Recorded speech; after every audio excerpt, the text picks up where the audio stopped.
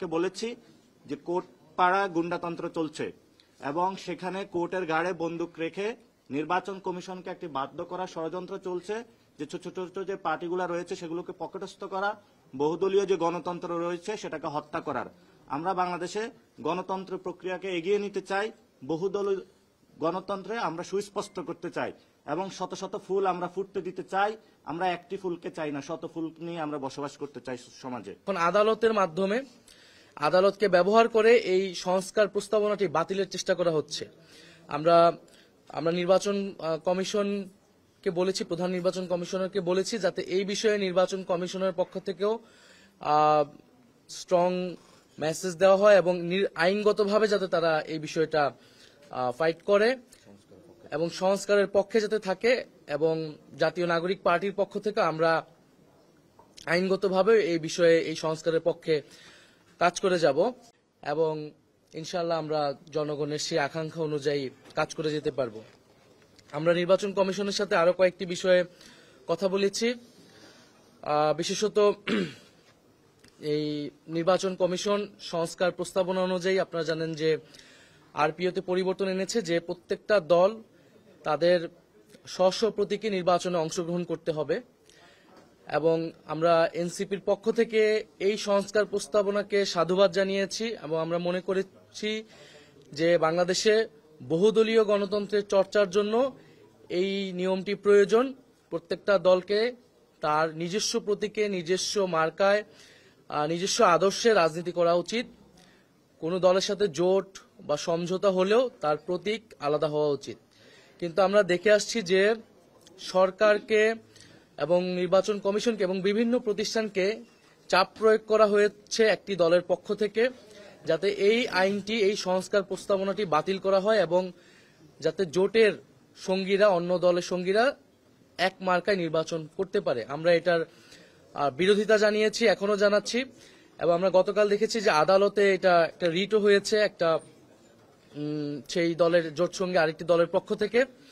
আদালতকে যেহেতু রাজনৈতিক মাঠে এবং সরকারের কাছ থেকেও এটি আদায় করা সম্ভব হয়নি, এখন আদালতের মাধ্যমে আদালতকে ব্যবহার করে এই সংস্কার প্রস্তাবনাটি বাতিলের চেষ্টা করা হচ্ছে। আমরা নির্বাচন কমিশনকে বলেছি, প্রধান নির্বাচন কমিশনারকে বলেছি যাতে এই বিষয়ে নির্বাচন কমিশনের পক্ষ থেকেও স্ট্রং মেসেজ দেওয়া হয় এবং আইনগতভাবে যাতে তারা এই বিষয়টা ফাইট করে এবং সংস্কারের পক্ষে যাতে থাকে, এবং জাতীয় নাগরিক পার্টির পক্ষ থেকে আমরা আইনগতভাবে এই বিষয়ে এই সংস্কারের পক্ষে কাজ করে যাব। দ্বিতীয় আরেকটি বিষয় হচ্ছে যে আমরা বলেছি যে হলফনামায় যে প্রার্থীরা যেই তথ্য নির্বাচন কমিশনকে দিয়ে থাকবে সেই তথ্য যাতে নির্বাচন কমিশন যাচাই বাছাই করে এবং সেই তথ্যে যদি ভুল থাকে নির্বাচন কমিশনের পক্ষ থেকে যাতে ব্যবস্থা নেওয়া হয়। এছাড়াও নির্বাচন কমিশন কর্তৃক যে আইন, সেই আইন যাতে সবার জন্য সমানভাবে প্রয়োগ হয়। বিশেষত অর্থ ব্যয়ের বিষয়টা আপনারা জানেন, নির্বাচনের সময় বাংলাদেশের নির্বাচন সংস্কৃতিতে কালো টাকার ছড়াছড়ি থাকে এবং যেই অর্থ নির্ধারিত থাকে তার থেকেও অনেক বেশি অর্থ তারা ব্যয় করে। সেই বিষয়ে যাতে নির্বাচন কমিশন কঠোর অবস্থান গ্রহণ করে এবং আইন ভঙ্গকারীদের যাতে ব্যবস্থা নেয়। আমরা চাই এবারের নির্বাচন একটি সুষ্ঠু নিরপেক্ষ নির্বাচন হবে এবং যেখানে প্রার্থীরা তারাও স্বচ্ছতার সহিত নির্বাচনে অংশগ্রহণ করবেন, এই বিষয়ে যাতে নির্বাচন কমিশন ব্যবস্থা নেয়। আরেকটি যেটা কমন বিষয়, সব দলই বলে, আমরাও বলেছি যাতে লেভেল প্লেইং ফিল্ড, সেই লেভেল প্লেইং ফিল্ড নিয়ে উদ্বেগ রয়েছে, আমাদেরও উদ্বেগ রয়েছে। এখন যেই ডিসি, এসপি তাদের বদলি হচ্ছে সেই বিষয়ে যাতে নির্বাচন কমিশন খেয়াল রাখে, সেখানে রাজনৈতিক প্রভাব আছে বলে আমরা মনে করছি। এ বিষয়ে নির্বাচন কমিশন যাতে ব্যবস্থা গ্রহণ করে এবং এখানে যাতে নিরপেক্ষ লোকরাই নিযুক্ত হয়, কারণ আমরা যদি রাজনৈতিক প্রভাব এই বদলিগুলোর ক্ষেত্রে, নিয়োগের ক্ষেত্রে থাকে তাহলে নির্বাচনে কিন্তু এটা প্রভাব বিস্তার করবে। এই বিষয়গুলো নিয়ে আমাদের এবং গণভোটের বিষয়ে আমাদের যে আলোচনা হয়েছে, যে গণভোটের যে একটি প্রশ্ন এবং তার যে 4টি ভাগ এবং তার পক্ষে হ্যাঁ বা না ভোট, এবং নির্বাচন কমিশন কর্তৃক কিছু অনুশীলন ভিত্তিক যে ভোটগুলো হচ্ছে সেক্ষেত্রে তারা বলেছেন যে এটাতে সময় বেশি লাগছে বা কম লাগছে, তারা পরীক্ষা নিরীক্ষা করছেন।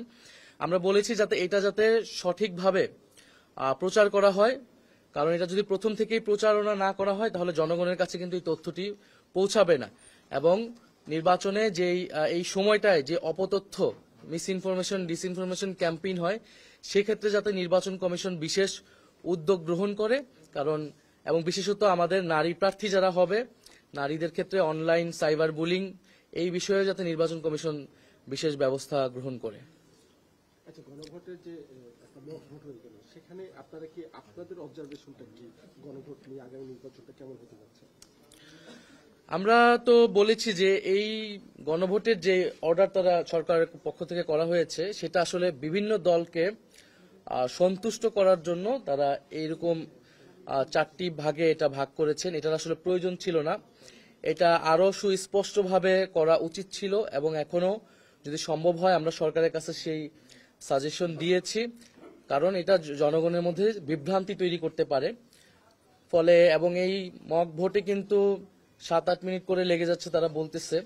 ফলে এটি যদি ব্যাপকভাবে, যদি এই আদেশের ভিত্তিতেই গণভোট হয়, তাহলে এটি ব্যাপকভাবে এটা প্রচার করার প্রয়োজন সরকারি সংস্থাগুলো থেকে এবং রাজনৈতিক দলগুলোর পক্ষ থেকেও।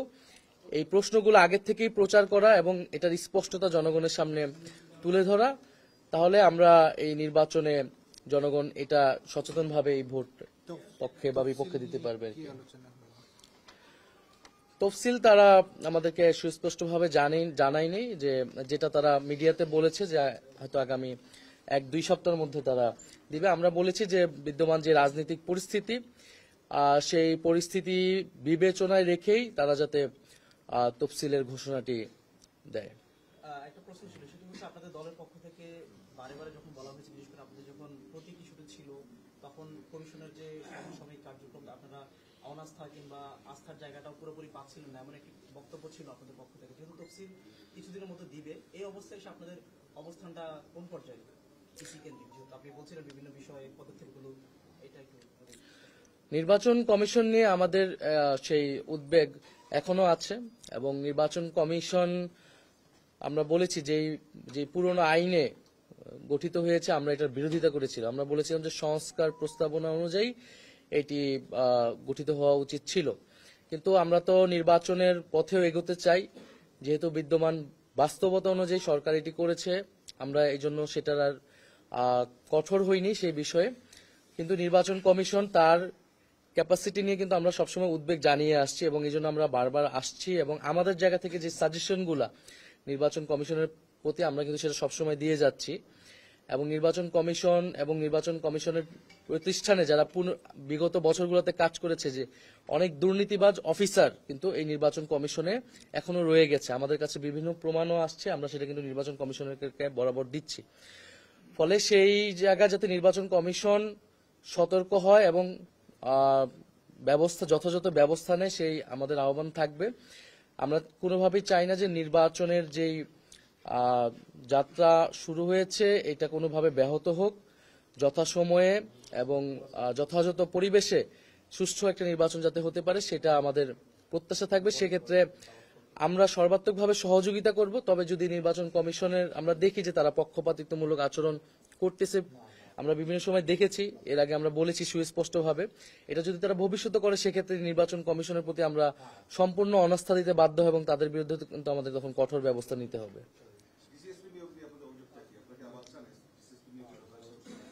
জি,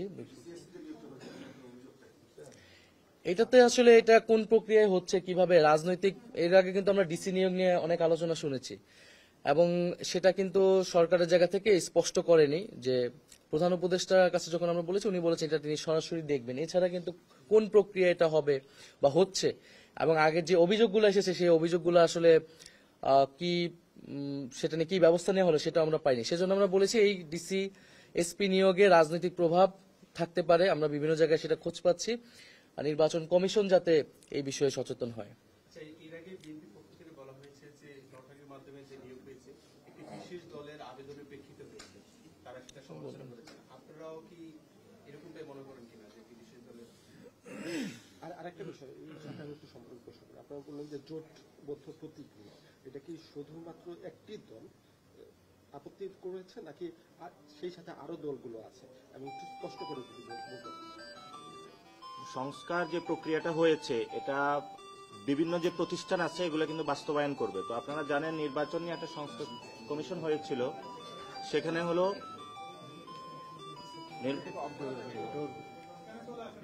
নির্বাচন কমিশন নিয়ে নির্বাচন কমিশনের একটা সংস্কার প্রস্তাব এসেছে। নির্বাচন কমিশন সেই সংস্কার যে প্রস্তাবগুলো বাস্তবায়ন করতে যাচ্ছে, কিন্তু এই সময়ে বাংলাদেশে একটি দল কোর্টের মধ্য দিয়ে নির্বাচন কমিশনের ঘাড়ে বন্দুক রাখছে। তারা গুন্ডাতন্ত্র করছে সেখানে, অর্থাৎ ছোট ছোট যে দলগুলা রয়েছে সেই দলগুলাকে কয়েকটা সিটের লোভ দেখিয়ে বাংলাদেশের রাজনৈতিক যে বহুদলীয় গণতন্ত্র সেটাকে তারা হত্যা করার উদ্যোগ নিচ্ছে। আমরা সেই বিষয়ে স্পষ্ট জানিয়েছি, বাংলাদেশের সংস্কার কার্যক্রম যখন তারা পলিটিক্যালি ব্যর্থ হয়েছে, রাজনৈতিকভাবে এখন তারা কোর্ট আঙ্গনের আশ্রয় নিয়ে, সুপ্রিম কোর্টের আশ্রয় নিয়ে সংস্কার প্রক্রিয়াটা বাধাগ্রস্ত করার প্রচেষ্টা চালাচ্ছে। এটা আমরা একটা বিগ কনসার্ন এসেছে। সেখানে আমরা আমাদের যারা লয়ার্স কাউন্সিল সুপ্রিম কোর্টে তারা গতকাল মুভ করেছিল এবং সেই বিষয়ে তারা সেখানে কথা বলেছে এবং তারা সেখানে উপস্থাপন করেছে যে কি প্রক্রিয়া এই কাজটা করা হচ্ছে। আমরা আজকে প্রধান নির্বাচন কমিশনারকে বলেছি যে কোর্ট পাড়া গুন্ডাতন্ত্র চলছে এবং সেখানে কোর্টের গাড়ে বন্দুক রেখে নির্বাচন কমিশনকে একটি বাধ্য করা ষড়যন্ত্র চলছে, যে ছোট ছোট যে পার্টিগুলো রয়েছে সেগুলোকে পকেটস্থ করা, বহুদলীয় যে গণতন্ত্র রয়েছে সেটাকে হত্যা করার। আমরা বাংলাদেশে গণতন্ত্র প্রক্রিয়াকে এগিয়ে নিতে চাই, বহুদলীয় গণতন্ত্রে আমরা সুস্পষ্ট করতে চাই এবং শত শত ফুল আমরা ফুটতে দিতে চাই। আমরা একটি ফুলকে চাই না, শত ফুল নিয়ে আমরা বসবাস করতে চাই সমাজে। এটা নিয়ে আজকে আমাদের বিস্তর কথাবার্তা হয়েছে। আরেকটি হলো যে গণভোটের মানুষ ওই যে যখন এটা পড়াকালীন সময়টা একটু বেশি যাচ্ছে এবং মক টেস্টে যেটা আমাদের এক্সপিরিয়েন্স এসেছে, যারা শিক্ষিত মানুষ তারা কিন্তু 4টা প্রশ্নই পড়তেছে এবং শেষে হা বা না তারা উত্তরে যাচ্ছে। আমরা সেখানে বলেছিলাম যে এটা যদি একটা লিডিং কোশ্চেনে হয়ে জুলাই সনদের আপনি কি সমর্থন করেন নাকি করেন না, তাহলে হা বা না। যেমন হলো আপনি যদি ধানের প্রতীকে সিল মারেন বা দাড়ি পাল্লায় মারেন বা আপনি শাপলাকলিতে মারেন, এটার ম্যানিফেস্টোটা কিন্তু আলাদা থাকে। এখন আপনি যদি প্রতীকের সাথে অনেকগুলা ম্যানিফেস্টো যোগ করে দেন 31 দফা, তাহলে একটা ভোটার গিয়ে 31 দফা পড়বে, জাতীয় নাগরিক পার্টির ইশতেহার পড়বে, তারপরে কি ভোট দিবে? তো এই আমাদের যে মক ভোটিং সিস্টেম সেটাতে হলো গণভোটের প্রক্রিয়াটা এমন করে জটিল করে তোলা হয়েছে। এই জন্য হলো পুরো বাংলাদেশে তারা চিন্তাও করছে যে টাইমিংটা 1 আওয়ার এক্সপ্যান্ড করার জন্য।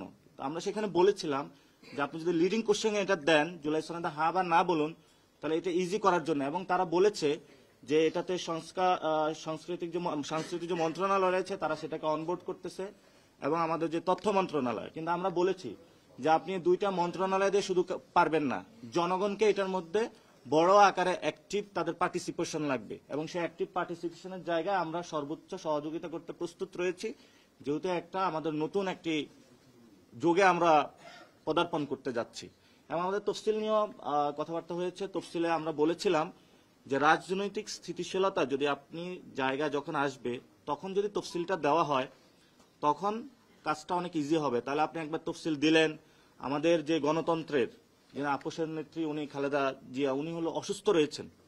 সো ফলত আমাদের এখানে বাংলাদেশের পলিটিক্যাল যে এরিনা রয়েছে সেটা হলো একটা সংকটময় পরিস্থিতি রয়েছে। আমরা বলতেছি সংকটগুলো উত্তরণ করে একটা সুন্দরভাবে তফসিল দিয়ে সবাইকে অনবোর্ড করে ভোটিং প্রসেসে যাওয়ার জন্য। জি, আপনারা চাচ্ছেন যে পিছিয়ে দেওয়া হোক তফসিল? না, আমরা কেন তফসিল পিছাতে চাইবো? আমরা বলতেছি যে সংকটগুলো সমাধান করে তফসিলটা দেওয়ার জন্য এবং তফসিল দেওয়ার সময়টা যাতে রাজনৈতিক স্থিতিশীলতা থাকে এবং প্রত্যেকটা দলই যাতে নির্বাচনী যাত্রা শুরু করার একটা পরিবেশে থাকে তাদের দলের ভিতরে এবং সার্বিক রাজনৈতিক সেই পরিবেশটা যাতে থাকে, সেই সময়টাই যদি তফসিল দেওয়া হয় তাহলে এটা নির্বাচন কমিশন এবং সকল রাজনৈতিক দলের জন্য সেটা উপকারী হবে। এবার তো বলা হচ্ছে 60 দিন হাতে রেখে তফসিল দেওয়ার ক্ষেত্রে, এখন এবার যদি রোজার আগে নির্বাচনটা হয় সেক্ষেত্রে তো না, আমাদের এরকম কোনো দিনের বাধ্যবাধকতা কিন্তু বলে নাই। তারা 60 দিন, এটা 59 দিনও হইতে পারে, 61 দিনও হইতে পারে। কিন্তু আনুমানিক তো হিসাবটা ওইরকম হবে। এক্ষেত্রে আপনারা কি বলছেন যে তফসিল মানে স্বাভাবিক অবস্থা বিবেচনায় দেওয়া ব্যাপারটা, তাই তো? আমরা বলেছি যে যেই সময়টায় তফসিল দেওয়া হবে সেই সময় রাজনৈতিক পরিবেশটা যাতে তারা বিবেচনায় রাখে, সেটা রেখে তারা যে কোনো দিন দিতে পারে। আমরা সেটি এটা জিয়াউর রহমানের যে আমল ছিল, উনি যখন হা বা না ভোট নির্বাচন করেছিল, আপনারা কেউ জানেন কতজনে তফসিল হয়েছিল, মানে কতদিন পূর্বে? আমি যদি ভুল না করি আমি শেষ করি 36 দিন এমন করে। তো ওনারা বলেছিল যে আমাদের যারা প্রবাসী ভোটার রয়েছে ওইখানে ব্যালটটা পাঠানো এবং নেওয়া আসা একটা সময় সাপেক্ষ ব্যাপার, এই জন্য ওনারা দ্রুতই তফসিলটা দিতে চাচ্ছে।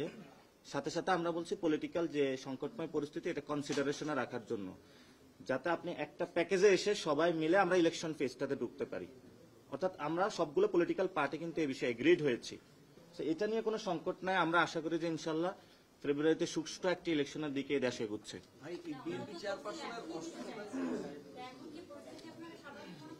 না, এটা তো আমরা বলেছি যে আপনার খালেদা জিয়া আমাদের যিনি রয়েছেন উনি অসুস্থ রয়েছেন, তারপরে আমাদের দেশের যে পরিস্থিতি এই পরিস্থিতিগুলো যাতে সবাই সাথে কথা বলে জেনে সবাইকে অনবোর্ড করে এই জিনিসটা করার জন্য সেটা বলেছি।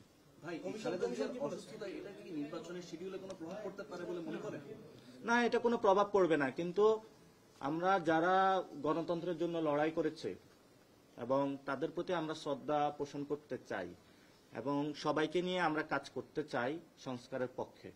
এবং আমরা মনে করি যে বাংলাদেশে উনি দীর্ঘ সময়কালীন লড়াই করেছিলেন, তো গণতন্ত্রের এই জায়গাটা আমরা সরকারও সম্মান প্রদর্শন করছে, আমরা সম্মান প্রদর্শন করছি।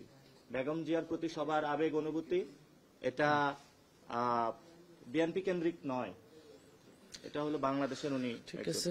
আর আপনারা যেহেতু আজকে মূল আমাদের যেটা ছিল সেটা তো আমরা আজকে, আপনারা একটু ছবি নিয়ে রাখবেন। আমরা বাইরে এখানে দাঁড়িয়ে একটা ছবি তুলব সবাই আসে। হ্যাঁ, এই জায়গাটা দিতে চাচ্ছিলাম কারণ এই বোর্ডটা চাচ্ছিলাম।